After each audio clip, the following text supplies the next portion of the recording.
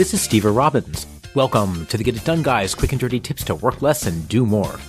You have the world's best proposal, but the people you're giving it to won't accept its brilliance.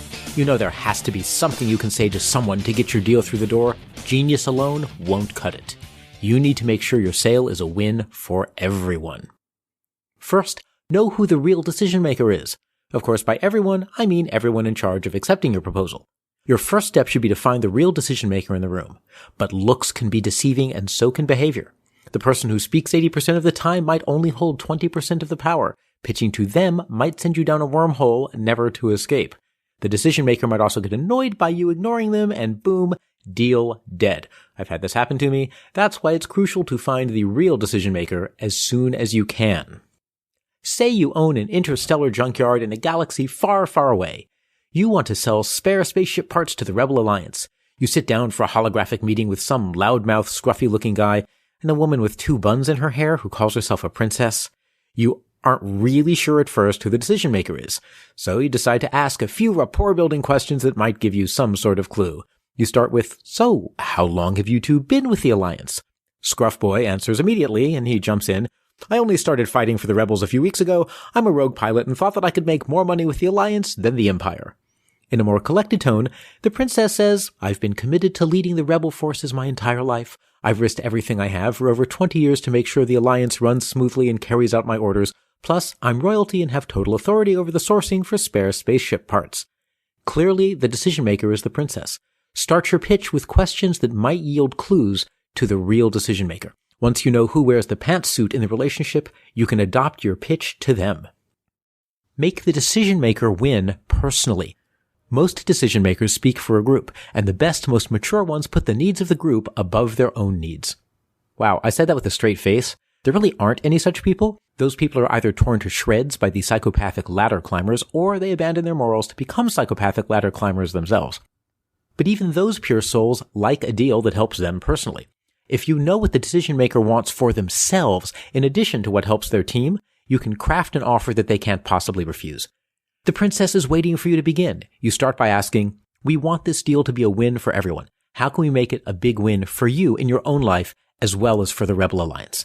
The princess replies, "I have a little care package I want to send home and no way to deliver it. It's nothing special, just a few recipes, some holiday photos, a bottle of Alderaan Rouge liqueur, and the plans to defeat a moon-sized planet-destroying weapon." So you say, "Well then, why don't we just add that care package to the first delivery of spare parts?" Every hope or pain the decision maker mentions is a chance for your plan to make their life better. Listen to what the decision maker has to say and see if you can incorporate their goals into your plans as well. Find any absent decision makers and get them involved. Even important decision makers don't always have full authority to greenlight your proposal. There may be shadowy figures wearing robes and hoods that shadow their faces, waiting secretly to advise your counterparty.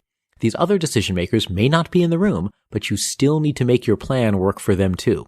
You can ask more questions to find out how to get an absent decision maker's approval. So while the princess is clearly a decision maker, you want to check for absentees. You say, "Before we go ahead with our plan, does anyone else need to approve it, like the Senate?" She replies, "We're the Rebel Alliance. We really don't need the Imperial Senate's approval to order parts." "Oh, no senior officer signatures required? Forgive me, but I'm unfamiliar with the Rebel chain of command." "It's not a problem at all," she says. "Now that you mention it, though, I do need to get the chief financial officer's approval. Rebellions are built on expense reports, you know." And see, now that you know that you need to account for the CFO as well, get it? Account for the CFO? Oh my God, sometimes I'm so funny, I crack myself up. Now that you do know that you need to account for the CFO as well, you can incorporate that into your plans. Even if they're hidden in the shadows, a decision maker is a decision maker. They're a gatekeeper to your plans. If you can't get to them directly, take an attitude of helping the person who is in the room address the agendas of the hidden power players. When the princess tells you that your pitch needs to please the CFO of the Rebel Alliance, your natural response would be, "Excellent. What are the CFO's concerns? We want to make sure this works for everyone." The CFO is mostly concerned with keeping us in the black each quarter, but this proposal raises some questions. And now you can just reply, "Of course. How about we phase the deliveries over several quarters to spread out the hit to the Rebel Alliance's income statement?" "Perfect," the princess says. "I'm sure the CFO will be ecstatic." The final proposal is to deliver the spare parts over several quarters and to zip that care package right off to Alderaan for the princess. Both the CFO and the princess sign off immediately, and this everyday routine part sale just helped you hit your sales quota. Kind of funny, now that you're coming up on Alderaan, you really don't remember it having a moon that looked like that. To get your way in a negotiation, think about how you can make your idea appeal to the other side. Identify the key decision makers, both in the room and out of it. Find out their concerns and build those into a plan that works for everyone, both the organizations and the individuals. You'll be in charge the whole time, but it will feel like a win-win, and that's because if you do this right, it will actually be one. I'm Steve Robbins. Follow Get It Done Guy on Twitter and Facebook. I run programs to help people have extraordinary lives. If you want to know more, visit steverrobbins.com or join my personal email list by texting Get It Done to 33444.